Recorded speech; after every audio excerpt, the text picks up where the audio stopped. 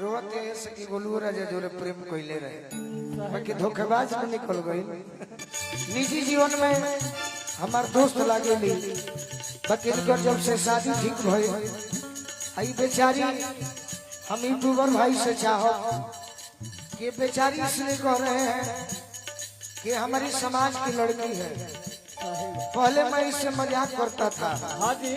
जब से इसकी शादी ठीक हुई है, जब से इसके पिताजी छोड़कर चले गए, तो हमने तय किया कि अपने समाज की लड़की को आगे बढ़ाएंगे जितना हमसे बनेगा।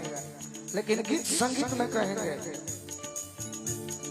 जकरे सलभ कइलू ओकरे से परेशानी बा, जकरे सलभ कइलू ओकरे से परेशानी बा। सनमी करम तहरो ये अपना बाबूजी के नाम पर नहीं खेरो यही से कहते नहीं। ये सनमी करम तहरो लागे खानदानी बा, ये सनमी करम तहरो लागे खानदानी बा। का करी है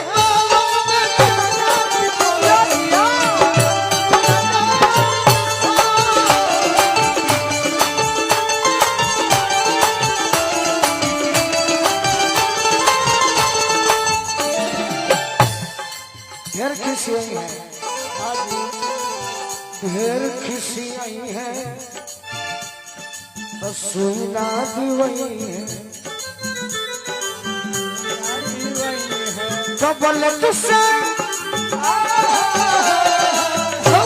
से करी हो गुजारा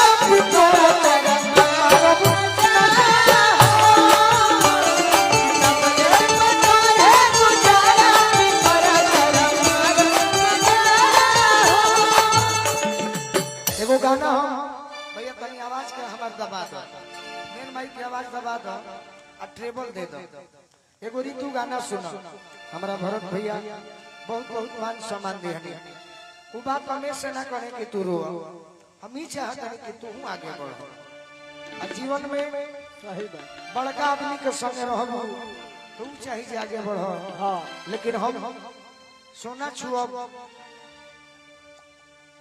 गोबर छुअब तो सोना हो ये से कि हमार व्यवहार बा दुनिया भले कुछ चढ़ावे यूट्यूबर भले हमरा के बदनाम को दे, लेकिन जीवन में तू जनी हम सबका के चढ़ले बने के आगे बढ़े।